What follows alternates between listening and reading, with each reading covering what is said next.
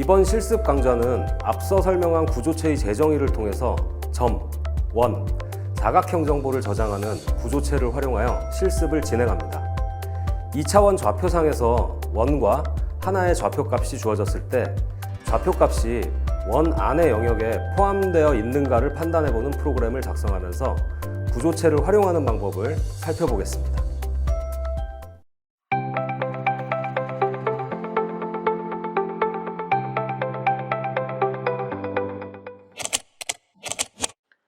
자, 실습을 진행해 보도록 합시다. 먼저 PPT로 보여드린 자료가, 소스 코드가 이렇게 나와 있습니다. 여러분들이 실습을 하기 전에 이 소스 코드를 짜놓고 같이 실습을 진행하도록 해요. 여기 먼저 수업 시간에 설명한 포인트라고 쓸 수도 있고 이렇게도 쓸 수 있는데, 이제 이것도 바꿀게요. 대문자 포인트로. 그리고 여기에도 이름을 안 쓰고 해도 된다라고 했는데 써주는 게 좋다고 했습니다. 그래서 서클이라는 소문자로 만들고요. 자, 이렇게 기본적으로 이제 구조체를 3개를 만들었어요. 그리고 거리 구하는 함수는 지난번에 했던 거죠. 자, 메인에서 무엇을 할 거냐. 일단 서클 변수, 이 서클 구조체 2개를 만들어 볼게요. 초기화 해주는 거 어떻게 하는지 먼저 보도록 합시다. 왜냐하면 이 서클 구조체 안에 뭐가 있어요? 또 포인트, 센터라는 변수가 멤버 변수로 또 구조체가 있죠. 어떻게 초기화를 해주는가 보면 이렇게 할 수 있습니다. 먼저 서클 메인에서 서클 C1이라고 하나를 만들고요. 이렇게 중괄호 열어가지고 초기화를 해줬었죠. 자, 이때 변수 순서대로 또 구조체가 나왔어요. 여기서 순서대로 저 센터 초기화 어떻게 해줄까요? 마찬가지로 이 안에 다시 중괄호를 열어주면 됩니다. 그래서 여기에 먼저 10, 10이라는 포인트로 하나 센터라는 변수를 초기화 해주고 멤버 변수 레디어스 반지름 컴마 찍고 더블형이죠. 그러니까 뭐 4.5 이렇게 써주면 되겠어요. 이렇게 초기화하는 방법이 있고, 아니면 C2라고 만들고 나중에 초기화해야 되겠죠. 자, 이거는 스캔F로 입력을 받아도 되는데 스캔F로 입력받지 않고 그냥 값을 넣어 볼게요. 자, C2에 먼저 점으로 접근을 한다고 그랬죠. 반지름에다가 5.5라고 넣을게요. 문제는 C2에 점 찍고, C2가 서클이죠. 서클에 보면 이 서클에 포인트, 센터가 있어요. 이 센터 변수에 어떻게 접근하냐. 그냥 쓰면 돼요. 센터. 여기다가 값을 바로 2개 다 넣을 수 없죠. 그래서 여기다가 C2.center. 다시 찍고 센터에는 포인트형이라서 x, y가 있습니다. 그래서 center.x에다가 10 주고요.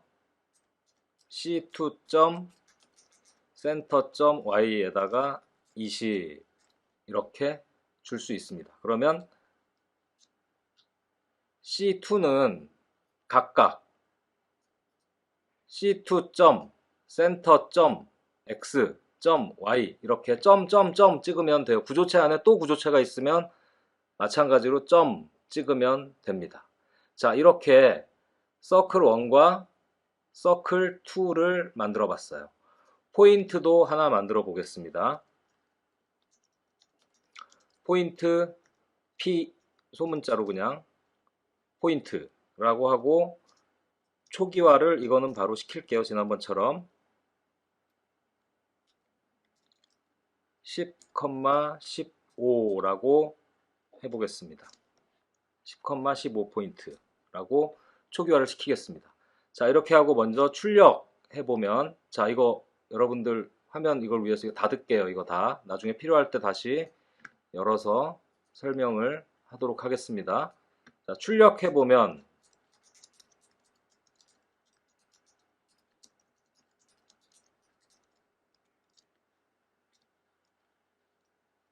서클 1은 %d, %d가 중심이고 반지름은 퍼센트 LF 더블형이니까 LF다라고 한 후에 서클 1 C1이죠. C1의 퍼센트 %D 센터.x C1의 센터.y 반지름 C1의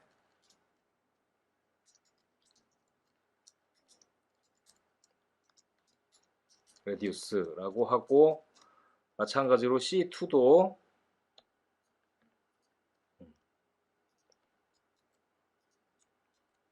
같이 여러분들 실습하면서 들어보면 좋을 것 같아요. C2 마찬가지로 바꿔주면 되겠죠. C2만. 자, 그 다음에 반지름.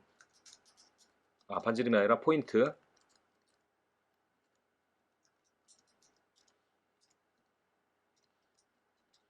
퍼센트 %D, 퍼센트 %D라고 하고,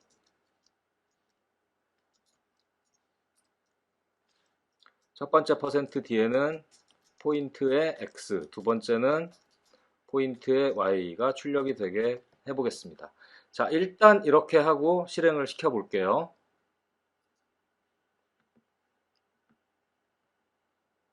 자, 이렇게 하면 서클 1은 10,10을 중심으로 해서 반지름은 4.5이고, 서클 2는 10,20을 중심으로 해서 반지름이 5.5입니다. 그리고 지금 우리가 만든 포인트는 10,15에 있어요. 무슨 얘기인지 알겠죠? 자, 그럼 이거 가지고 무엇을 할 것이냐? 우리 함수 하나 만들어 봅시다. 무슨 함수를 만드느냐?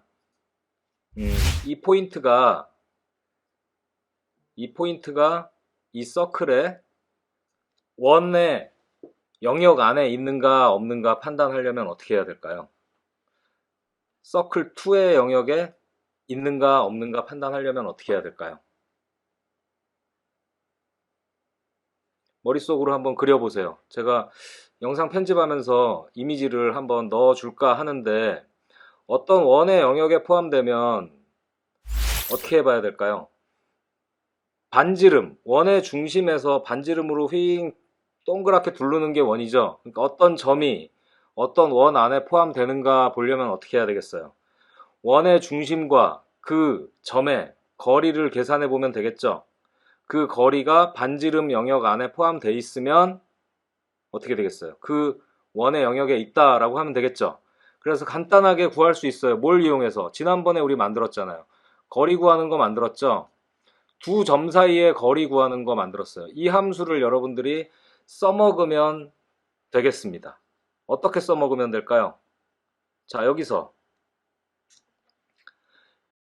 이 점이 지금 여기에 있는 이 포인트가 이 서클 1에 포함되는지 안 되는지, 영역에 포함되는지 안 되는지 알려면 어떻게 해야 되겠어요? 거리를 계산해 보면 되겠죠. 거리를 계산하는 거는 이 함수를 쓰면 돼요. 그래서 dist 함수를 쓰면 됩니다. dist에 점 2개 넘기면 되는데, 첫 번째 넘겨야 되는 점은 뭐죠? 원의 중심점을 넘기면 되겠죠. 원의 중심점 뭐예요 지금? C1 가지고 하자고 그랬죠. 원의 중심점 뭐죠? C1의 뭐죠? 센터죠. 포인트예요 이거. 점, 그죠? 포인트잖아요, 그죠? 이걸 넘기고, 이것과 무엇과, 지금 우리의 포인트, 요 포인트와의 거리, 이미 만들어 놓은 함수를 활용하면 되겠죠. 이 디스턴스, 거리 구하는 함수를. 자, 그럼 얘가 나한테 값을 줘요. 이렇게 해서 값을 줘요. 저장을 해야 되니까 우리 하나 변수를 만듭시다. 이번에는 디스턴스라는 변수를 만들고요. 여기다가 디스턴스에다가 왔어요. 자,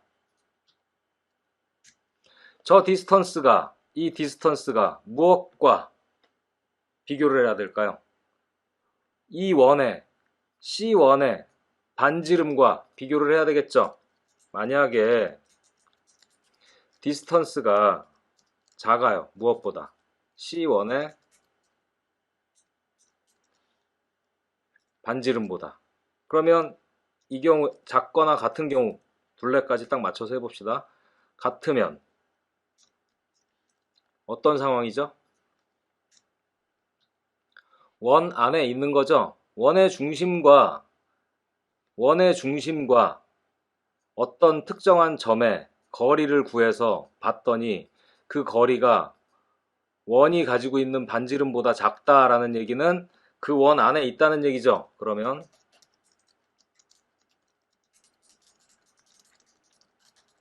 라고 하면 되겠죠. 그렇지 않으면 어떻게 될까요? 그렇지 않으면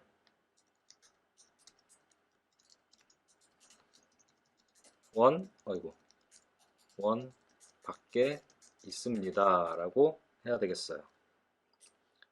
자, 예상. 그러면 이 프로그램을 지금 실행시켜 볼 텐데 예상 원 안에 있을까요? 밖에 있을까요? 지금 값을 보면 C1의 센터는 몇이죠?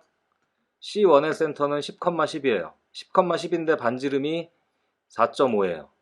그런데 포인트는 보면 어디에 있어요? 10,15에 있죠? 그러면 원 안에 있을까요? 바깥에 있을까요? 바깥에 있을 것 같아요. 내가 보니까 대충 보니까 계산을 해보니까 반지름이 4.5니까 4.5보다는 거리가 길 것 같아요. 실행을 시켜보면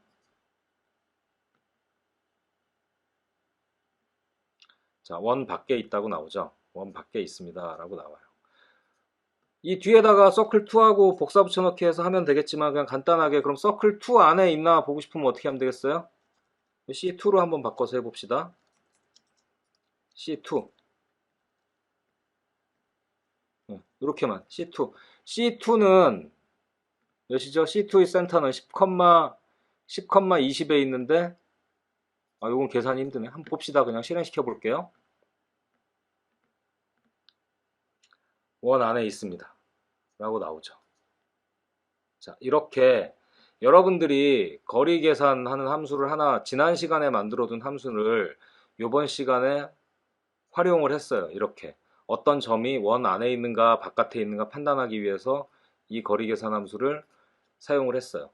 함수를 만드는 목적은 이렇게 필요할 때 가져다 쓰기 위해서 만드는 겁니다. 지금까지 설명과 실습을 통해서 기본적으로 여러분들이 구조체를 활용할 수 있는 방법에 대해서 살펴보았습니다. 다음에 이어지는 강좌는 동일한 종류의 구조체 여러 개를 배열에 담아 활용하는 방법에 대해 살펴보겠습니다. 배열이 나오게 되면 포인터도 이어서 나오게 됩니다. 이어지는 내용은 이 강좌의 마지막 주제이니까 잘 따라와 주시기 바랍니다.